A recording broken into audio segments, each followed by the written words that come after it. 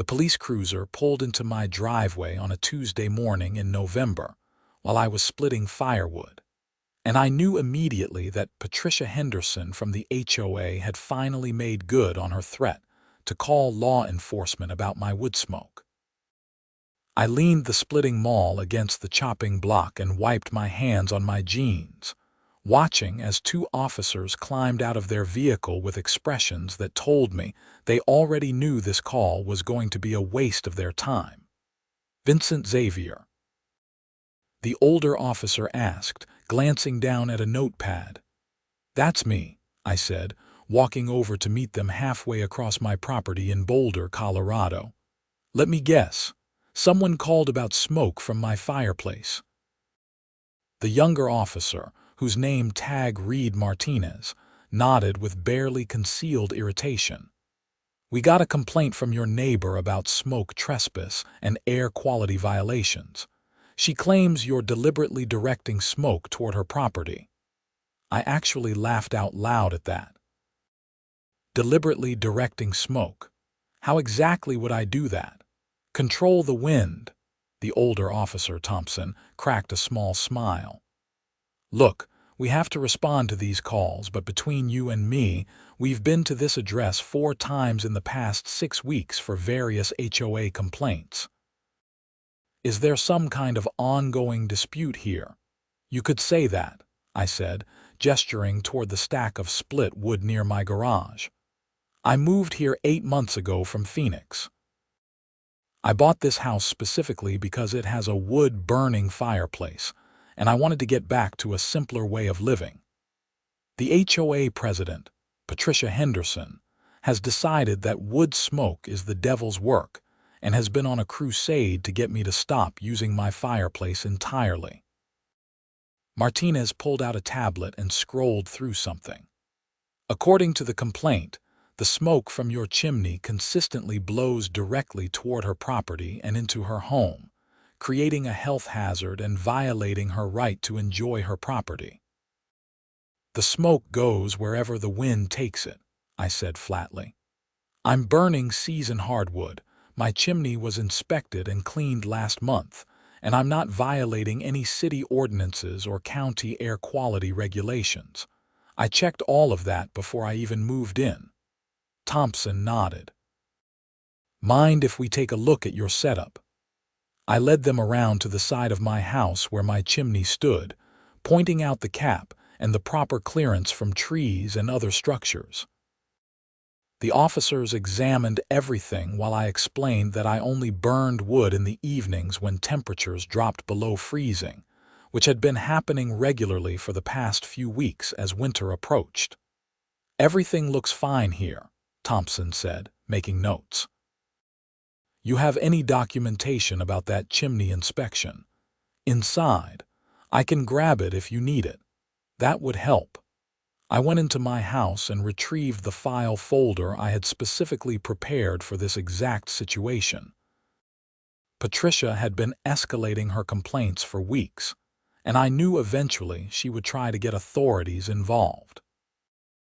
I handed over copies of the chimney inspection report, my homeowner's insurance policy that covered the fireplace, receipts for the seasoned firewood from a local supplier, and a printed copy of all relevant Boulder County and Colorado state regulations regarding wood-burning fireplaces. Martinez flipped through the documents, his eyebrows rising. "You really did your homework." "I'm a civil engineer," I said. "Doing homework is kind of my thing." I also have documentation of every interaction I've had with the HOA regarding this matter, including 15 emails, 7 certified letters, and recordings of 3 phone calls where Patricia Henderson threatened various legal actions if I didn't stop using my fireplace. Thompson looked up sharply. "Recordings? Colorado is a one-party consent state for recording conversations," I said. I made sure she knew she was being recorded at the beginning of each call. She didn't care. She was too busy threatening to fine me, place liens on my property, and get me arrested for assault with a deadly weapon. "Smoke is a deadly weapon," Martinez asked skeptically. According to Patricia, yes. According to actual law, no. The officers exchanged glances. Thompson sighed and closed his notepad. Mr. Xavier, you're not in violation of any laws that we can see. Your fireplace is legal, properly maintained, and you're using it responsibly. We'll note that in our report. However, if your HOA has specific covenants about wood burning, that's a civil matter between you and them. I've read the covenants cover to cover 3 times, I said. There's nothing in them about prohibiting fireplaces or wood burning. The only mention of smoke is in relation to grilling, and that just says you can't operate a grill on your balcony if you live in one of the condos. I have a house with a yard. I'm in the clear. Martinez nodded. Then you should be fine. Keep your documentation handy and consider consulting with an attorney if the HOA continues to harass you. After they left, I went back to splitting wood, but I could see Patricia standing on her deck 3 houses down, her phone pressed to her ear. She was staring directly at me with an expression of pure fury.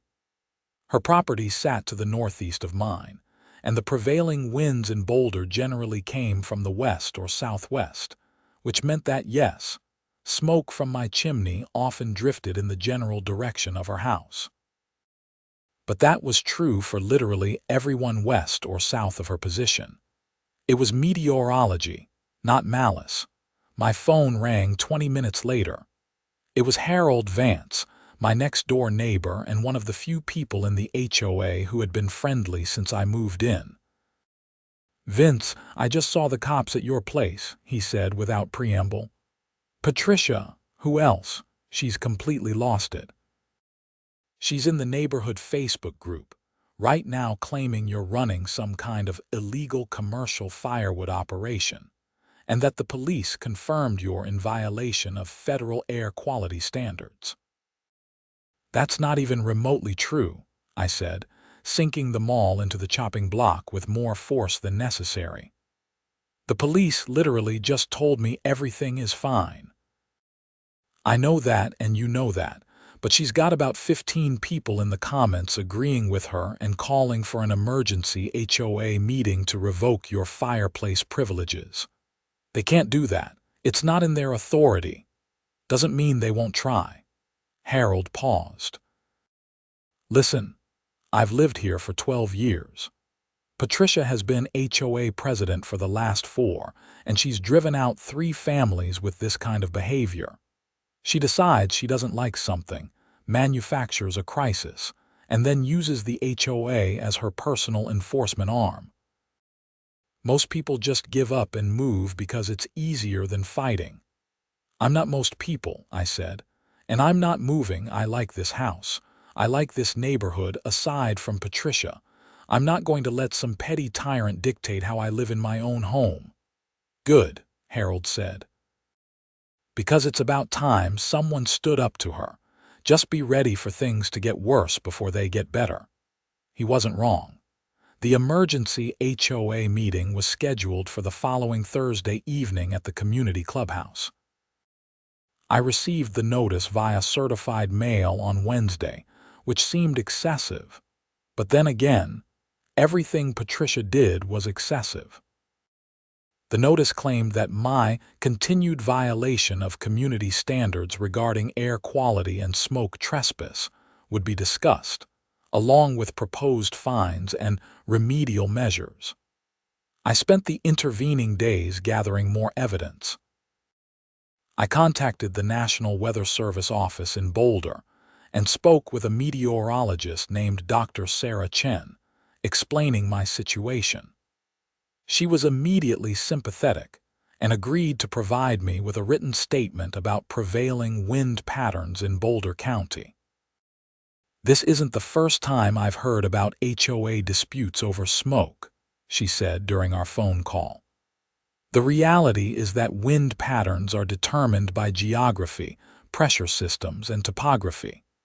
There's no way for an individual homeowner to control which direction smoke travels. In Boulder, We have predominantly westerly winds due to our position east of the Continental Divide. During winter months, you also get downslope winds from the mountains that can create variable patterns, but the general flow is west to east. Is there any way I could be deliberately directing smoke toward a specific property? I asked. She laughed. Not unless you have access to weather modification technology that the rest of the scientific community doesn't know about. Even if you built some kind of elaborate chimney extension or deflector, the wind would simply carry the smoke wherever the pressure gradient dictated. You can't fight atmospheric physics. Would you be willing to put that in writing? Absolutely. I'll send you a detailed explanation with maps and data. This kind of scientific illiteracy needs to be challenged. The statement arrived via email the next day, complete with color-coded maps showing wind-rose diagrams for Boulder County, historical wind data going back 30 years, and a clear explanation of why smoke from my property would naturally drift northeast toward Patricia's house roughly 65% of the time during winter months. Dr. Chen also noted that this same wind pattern affected every property in our development, and that Patricia's property, by virtue of its position, would receive smoke drift from approximately 40% of the homes in the neighborhood, not just mine. I printed multiple copies and added them to my growing file of documentation. Thursday evening arrived cold and clear, with temperatures dropping into the 20s. I had purposely not lit my fireplace that afternoon, not wanting to give Patricia any ammunition during the meeting. I drove to the clubhouse and found the parking lot already half full. Apparently, the neighborhood drama was drawing a crowd. Inside, folding chairs had been arranged in rows facing a table where Patricia sat with two other board members, Karen Whitmore, the treasurer, and Douglas Raid, the secretary. Karen was exactly what you would expect from her name, a middle-aged woman with a severe blonde bob and the kind of pinched expression that suggested she'd been sucking lemons for entertainment. Douglas looked uncomfortable and kept shuffling papers around without making eye contact with anyone. Patricia spotted me immediately, and her eyes narrowed. She was in her early 50s, with carefully styled brown hair and wearing what I assumed was supposed to be power business attire, but really just looked like she was trying too hard. She leaned over to whisper something to Karen, who turned to stare at me with open hostility. I took a seat near the back, next to Harold and his wife Margaret. Several other neighbors nodded to me, some friendly, others clearly on Patricia's side. I recognized a few faces from the Facebook group, where I'd been publicly excoriated for my reckless disregard for community health. Patricia called the meeting to order at 7 sharp, rapping a gavel like she was a judge instead of a volunteer board president. She went through standard agenda items with barely concealed impatience, clearly eager to get to the main event. Item 7, she finally announced, her voice taking on a prosecutorial tone. Ongoing violations by Vincent Xavier of Juniper Drive regarding smoke trespass and air quality degradation. Point of order, I said, standing up. I'm not in violation of anything. I have documentation proving that. Patricia's smile was pure ice. You'll have an opportunity to speak when called upon, Mr. Xavier. Please sit down. This is a kangaroo court, someone muttered from the front row. I was surprised to see it was Janet Morrison, a retired teacher who lived 2 streets over. Mrs. Morrison, you're out of order, Patricia snapped. No, you're out of order, Janet shot back. This man has a legal fireplace in his home. You can't fine people for using legal appliances. When that use impinges on the rights of other residents, we absolutely can, Karen Whitmore interjected. The covenants clearly state that homeowners cannot create nuisances that affect neighboring properties. The covenants also clearly state that you can't prohibit normal use of home features, I said, remaining standing despite Patricia's glare. I had 3 real estate attorneys review the covenants before I bought this house. Wood-burning fireplaces are not prohibited, and using one during winter months is not a nuisance. It's a normal residential activity. Patricia held up a stack of papers. I have here signed statements from 17 residents complaining about smoke from your property. That constitutes a pattern of nuisance behavior. May I see those statements? I asked. No. Then I move that they be excluded from consideration, I said. You can't present evidence against me and then refuse to let me examine it. That's not how any legitimate proceeding works. Douglas Reed cleared his throat. She's right about that, Patricia. He has a right to see what's being presented against him. Patricia shot him a look that could have melted steel, but she grudgingly passed the stack of papers down the rows until they reached me. I flipped through them quickly and almost laughed. More than half were from people who didn't even live near me. Several were from properties located north or east of my house, which meant the smoke couldn't possibly be reaching them based on prevailing wind patterns.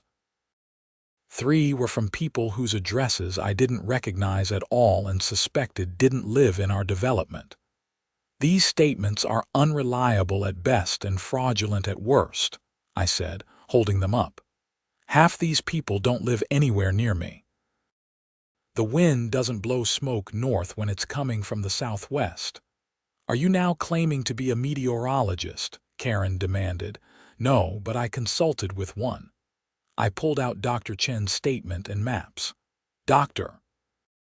Sarah Chen from the National Weather Service has provided detailed documentation of prevailing wind patterns in Boulder County.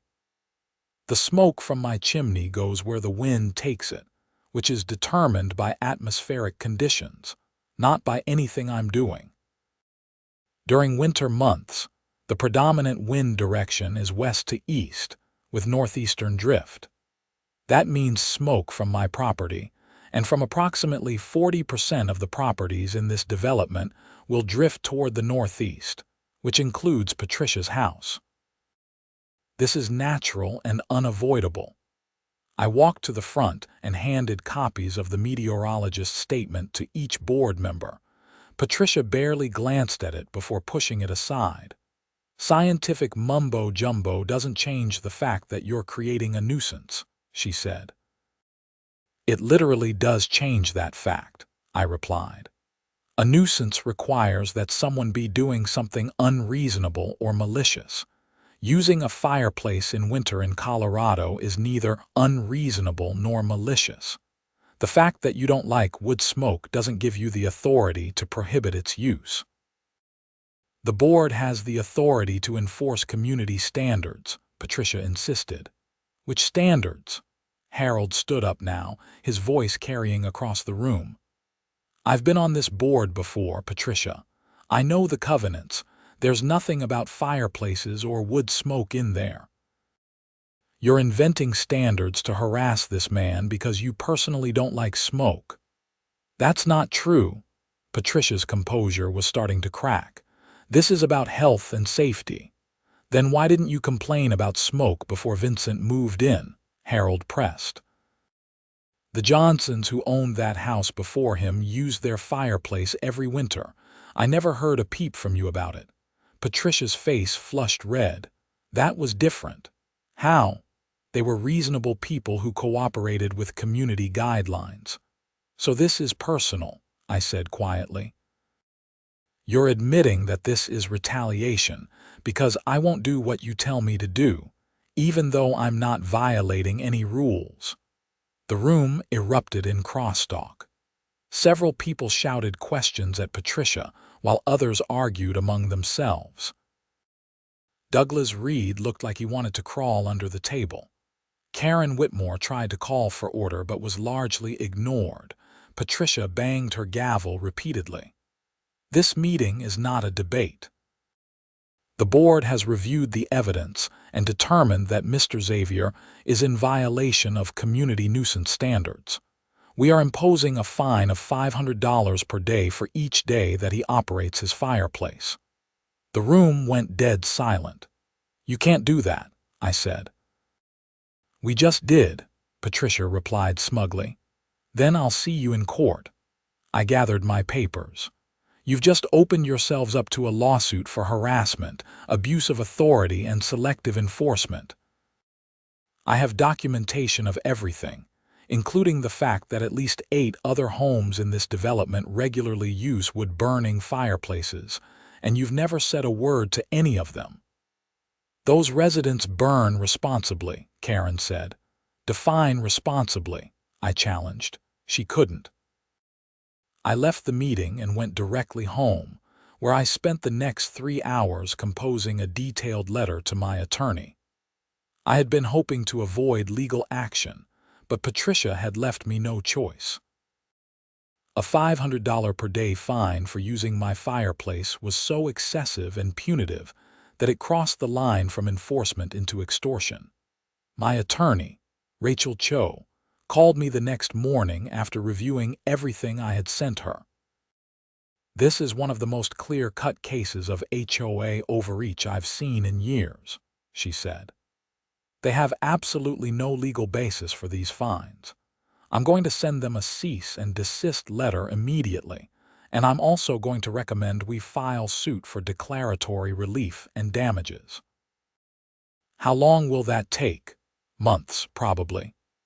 But in the meantime, I can get an injunction preventing them from enforcing these fines. Don't pay them anything and document every interaction you have with the board from this point forward." The cease and desist letter went out that afternoon.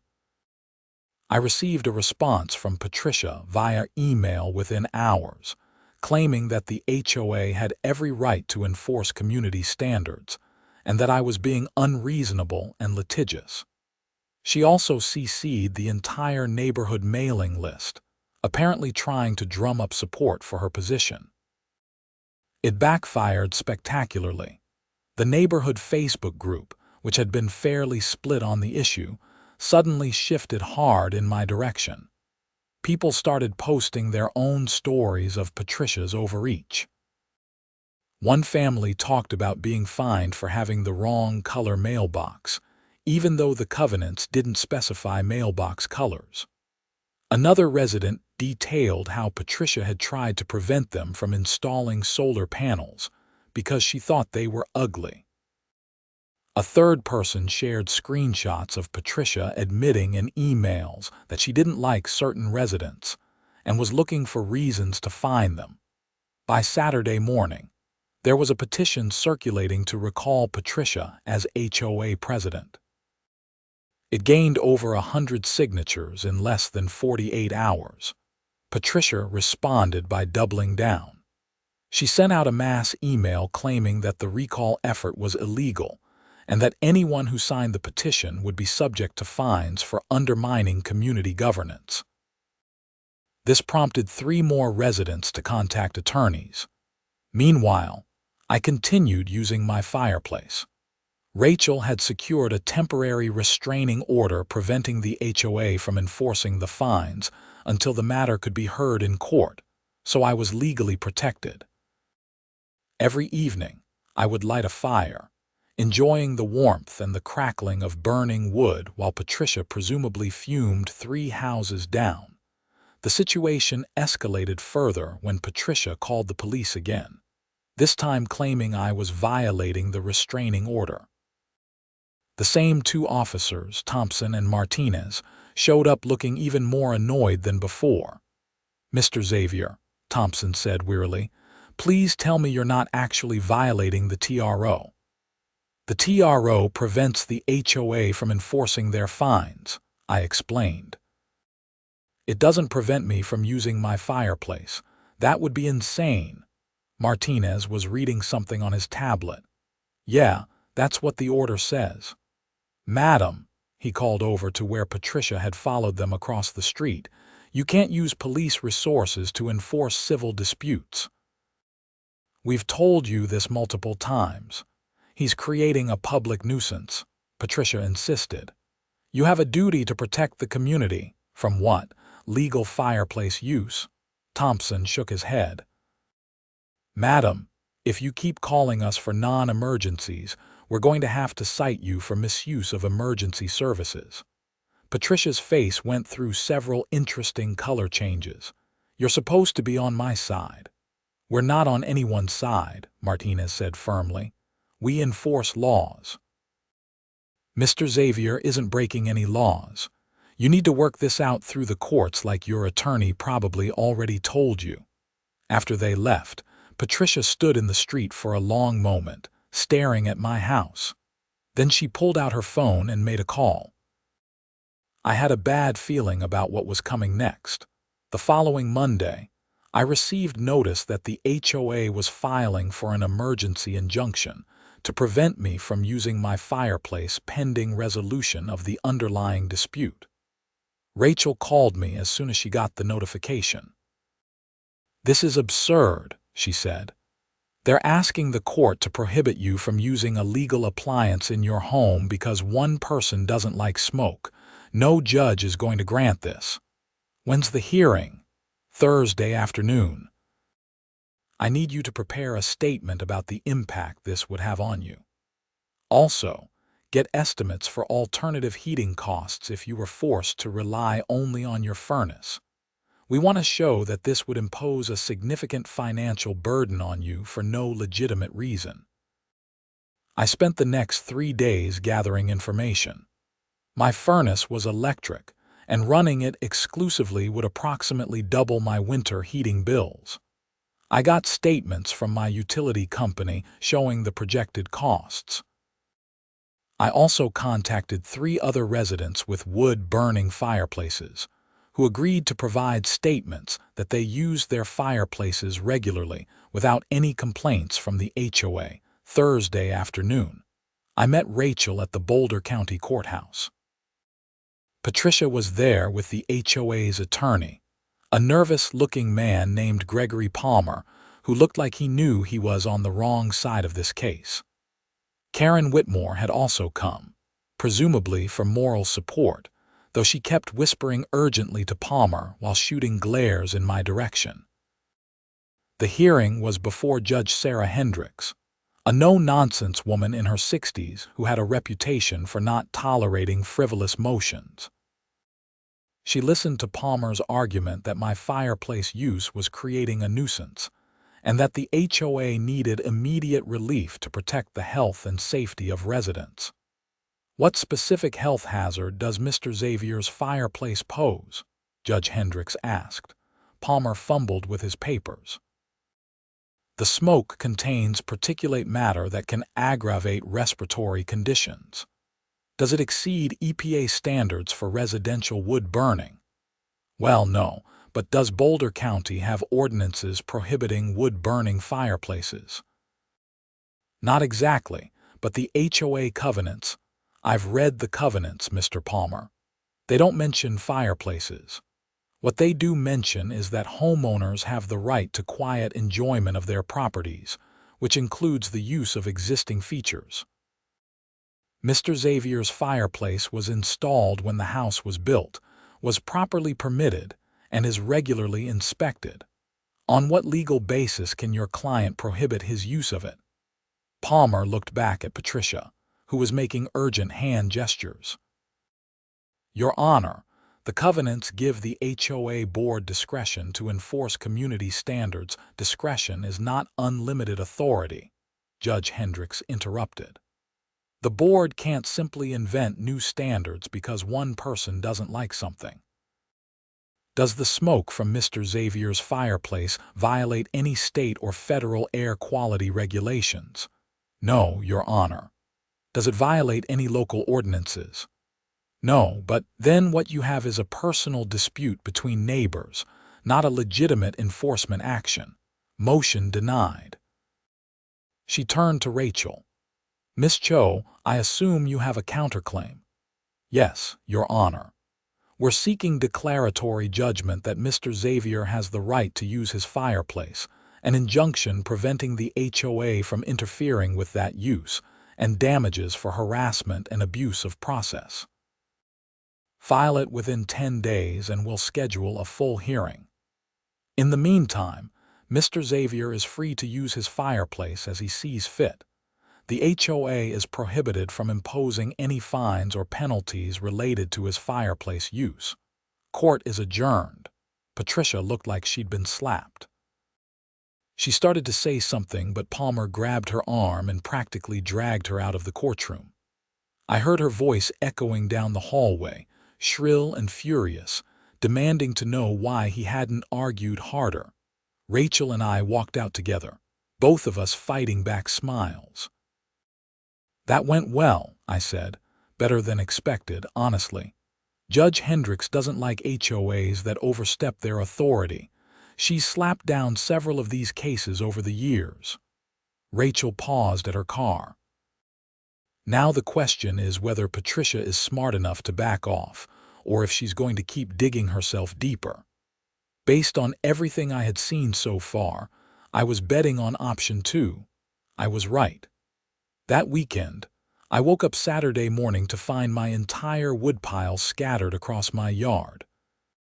Someone had clearly gone through during the night and thrown every single piece of split wood in random directions.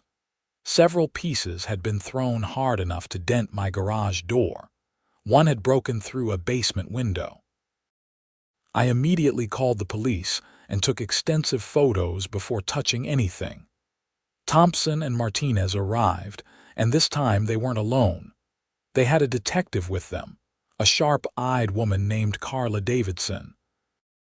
"Mr. Xavier," Detective Davidson said after examining the scene, "do you have any idea who might have done this? Educated guess. Patricia Henderson or someone she convinced to do it for her. This is the 4th time she's escalated after losing a round in our dispute. The officers have filled me in on the background. Do you have security cameras?" "No, but my neighbor Harold does. His cameras cover part of my driveway." We walked next door and Harold immediately pulled up his security footage. It showed a figure in dark clothing and a hoodie entering my property around 2 in the morning and methodically destroying my woodpile. The video wasn't clear enough to make a positive identification, but the person's build and movement patterns looked suspiciously like Patricia. "We'll need a copy of this footage," Detective Davidson said. "Mr. Xavier, I recommend you install your own security cameras immediately. If this harassment continues, which I suspect it will, you'll want documentation." I spent the rest of the day cleaning up the scattered wood and getting my basement window replaced. The window alone cost $300, and I had to pay emergency rates for weekend service. I documented everything for the lawsuit. On Monday, Detective Davidson called to tell me they had interviewed Patricia, who denied any involvement in the vandalism. Without a clear identification from the video, they couldn't charge her, but the report was now on file and would be included in my civil case against the HOA. Rachel filed the amended complaint that afternoon, adding the vandalism and requesting additional damages. She also filed for an expedited hearing given the escalating nature of Patricia's behavior. The hearing was scheduled for 3 weeks out. In the meantime, I installed a comprehensive security camera system covering every angle of my property. Harold and several other neighbors did the same.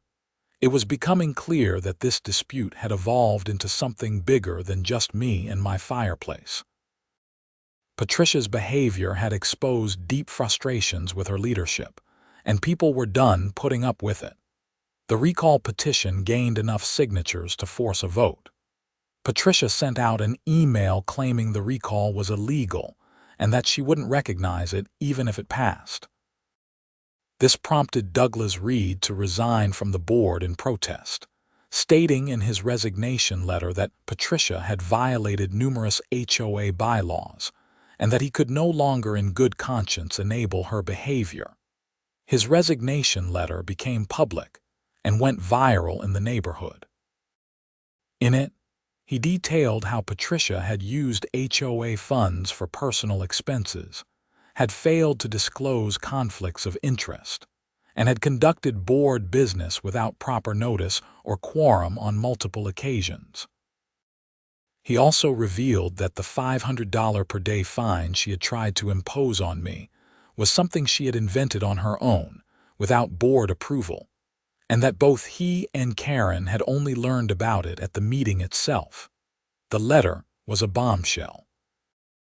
Within days, 2 separate law firms contacted the HOA indicating they were investigating potential fraud and embezzlement charges. The HOA's insurance company sent representatives to review the books, and the recall vote was scheduled for the following month. Patricia, predictably, lost her mind. She sent increasingly unhinged emails to the neighborhood list, claiming she was the victim of a conspiracy orchestrated by me, and that everyone was ungrateful for her years of service. She showed up at several residents' homes uninvited, demanding they explain why they had signed the recall petition. One homeowner called the police when Patricia wouldn't leave her porch, resulting in a warning for trespassing. Through all of this, I continued to use my fireplace each evening. The smoke continued to drift northeast, carried by the same prevailing winds that had blown through Boulder County for thousands of years.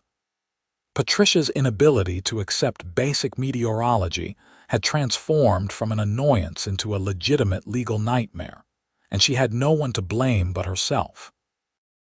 The court hearing arrived on a snowy December morning. The courtroom was packed with residents, both those supporting me and those still loyal to Patricia. The judge, having reviewed all the evidence and motions, looked distinctly unimpressed with the HOA's position. Rachel presented our case methodically. She entered into evidence the covenant documents showing no prohibition on fireplaces, the meteorologist's statement explaining prevailing wind patterns, documentation of Patricia's escalating harassment, the police reports, the security footage of the vandalism, Douglas Reed's resignation letter, and testimony from a half-dozen neighbors about Patricia's pattern of selective enforcement and abuse of authority. Palmer tried to argue that the HOA had broad discretion to interpret covenants, but Judge Hendricks shut that down quickly. "The covenants don't require interpretation on this point," she said. "They're silent on fireplaces, which means they're permitted.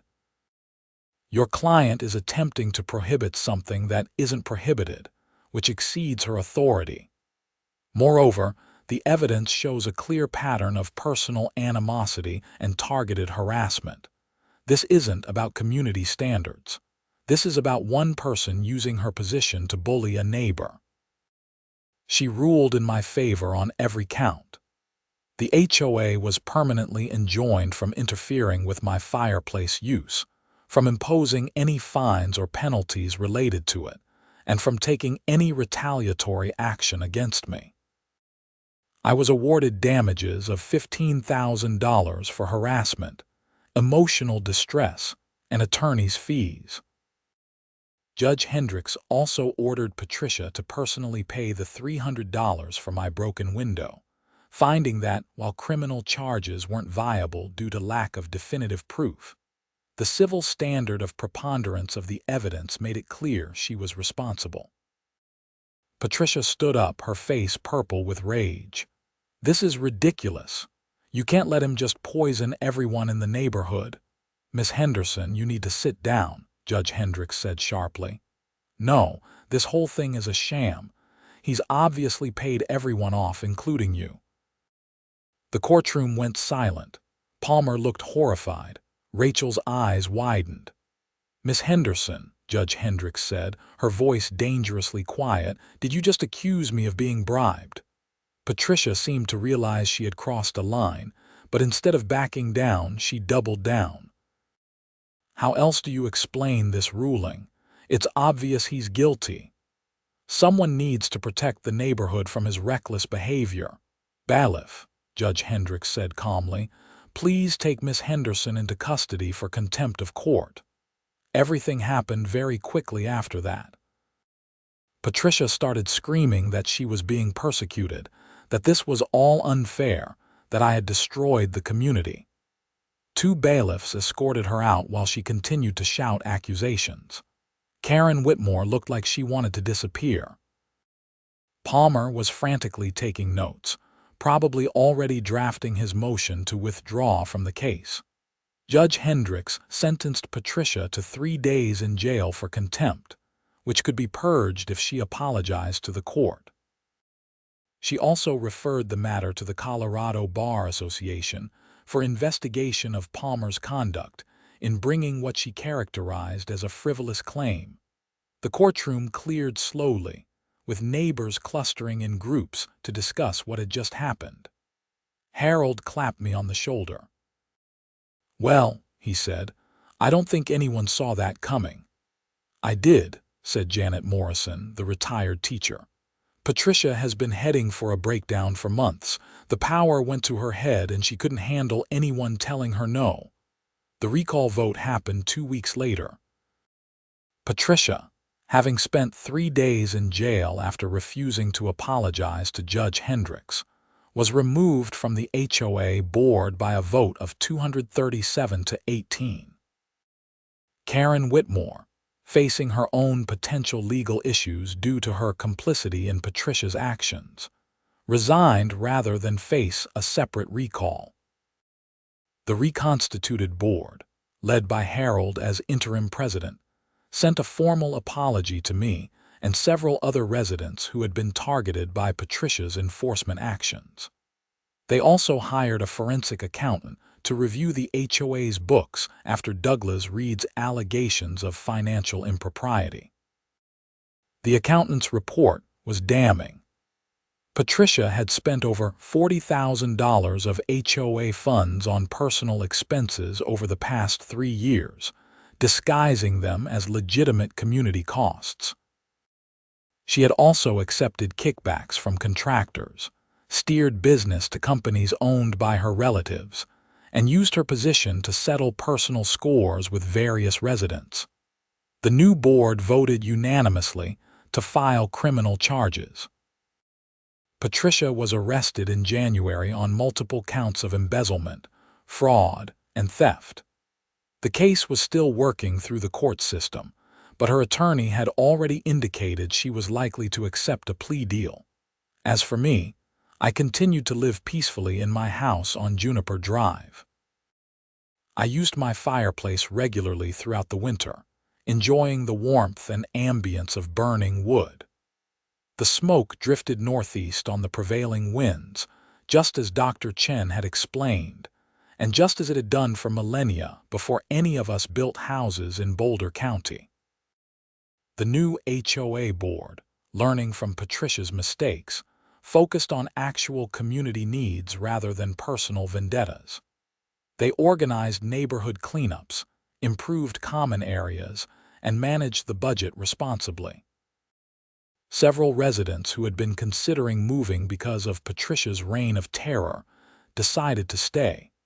Harold and I became good friends, often sitting by my fireplace with beers, talking about everything from engineering to neighborhood politics. Margaret, Harold's wife, joked that the whole ordeal had brought the community together in a way that years of awkward social events never had. "Nothing like a common enemy," Harold said one evening, watching the flames dance in the fireplace. "I never wanted an enemy," I replied. "I just wanted to burn wood in my own house." "The reasonable position isn't always the popular one," Harold mused, "but it's usually the right one." The insurance company investigating the HOA's finances eventually recovered about $30,000 of the $40,000 Patricia had stolen, mostly through seizing assets and garnishing her wages. The money was returned to the HOA, and used to fund several deferred maintenance projects that Patricia had neglected in favor of her personal spending. Rachel sent me a final bill in February, along with a note thanking me for being the easiest client she'd had in years. "Most people fold under HOA pressure," she wrote. "It was refreshing to represent someone who actually stood up for their rights and had the documentation to back it up." I framed the note and hung it in my study, right above the file cabinet containing all my meticulously organized documentation of the entire dispute. By March, life had returned to normal. The neighborhood Facebook group, which had been a constant source of drama during the dispute, became mostly boring again, filled with lost pet notices and recommendations for handymen. Someone posted a "1 year ago today" comparison showing the chaotic posts from the previous March compared to the peaceful posts from this year, noting how much better things had become. Patricia, facing multiple felony charges and the likelihood of prison time, became a cautionary tale discussed in HOA governance seminars across Colorado. Several articles about the case appeared in legal journals and property management publications, using it as an example of what happens when HOA boards exceed their authority and operate without proper oversight. The meteorological aspect of the case attracted particular attention. Dr. Chen was interviewed for several news stories, and she used the opportunity to educate the public about wind patterns and the impossibility of controlling smoke direction. She sent me a copy of one article with a handwritten note. "Thanks for giving me an excuse to talk about meteorology outside of weather forecasts. As winter gave way to spring, I used my fireplace less frequently, though I still enjoyed an occasional evening fire when temperatures dropped." The smoke drifted northeast, invisible against the night sky, carrying with it the smell of burning pine and the satisfaction of a victory hard won. One evening in April, I was sitting on my deck enjoying the mountain view when a car pulled up in front of the house 3 doors down, Patricia's former home. A young couple got out, looking around with the excited energy of first-time homebuyers. The sold sign had gone up a week earlier, after Patricia's house was foreclosed to help pay restitution for her crimes. Harold walked over with 2 beers. "New neighbors," he said, handing me one. "Think we should warn them about the dramatic history?" "Nah, let them enjoy the peaceful present." He clinked his bottle against mine. "To boring neighborhoods and functioning fireplaces. I'll drink to that." The case formally closed in May when Patricia accepted a plea deal that included 18 months in prison, 5 years probation, and an order to pay full restitution to the HOA, plus additional damages to several residents she had targeted. She was also permanently banned from serving on any HOA board in Colorado, a provision that had been added specifically to prevent her from inflicting her brand of petty tyranny on another unsuspecting community. I attended the sentencing hearing, not out of vindictiveness, but because I wanted to see the conclusion of something I'd been forced to spend months of my life dealing with. Patricia, dressed in an orange jumpsuit, looked diminished and tired. Her attorney made a statement about how she had allowed the stress of HOA leadership to affect her judgment, that she deeply regretted her actions, and that she hoped to make amends. Patricia herself said nothing, avoiding eye contact with everyone in the courtroom. The judge, a different one from who had presided over the civil case, was unmoved by the apologies. "Miss Henderson, you systematically abused a position of trust for personal gain and to settle personal grudges. You stole money from your neighbors, harassed residents who dared to disagree with you, and showed no remorse until you were facing serious consequences. The sentence is appropriate, and I hope it serves as a deterrent to others who might consider similar behavior. As I left the courthouse, I felt a strange mixture of emotions. Relief that it was finally over, satisfaction that justice had been served, but also a kind of sadness that it had been necessary at all. If Patricia had just left me alone to use my fireplace in peace, none of this would have happened. She would still be living in her house, still be on the HOA board, still be free. Instead, her inability to accept that she couldn't control everything had destroyed her life. "Careful about feeling too sorry for her," Rachel said as we walked to the parking lot. She had come to the hearing as well, wanting to see the end of the case. She made her choices every step of the way. You tried to reason with her. You tried to provide her with facts and documentation. She chose escalation at every turn. I know. It's just sad that it came to this. It is sad. But you're not responsible for her choices. You were just trying to live your life. We stood by my truck for a moment, watching as Patricia was led out a side entrance and loaded into a transport van. "Thanks for everything, Rachel. I couldn't have gotten through this without you." That's what good attorneys are for, though hopefully you won't need me again anytime soon. God, I hope not. Back at home, I did something I hadn't done in months. I checked the HOA's covenant documents one more time just to confirm what I already knew. There was nothing about fireplaces.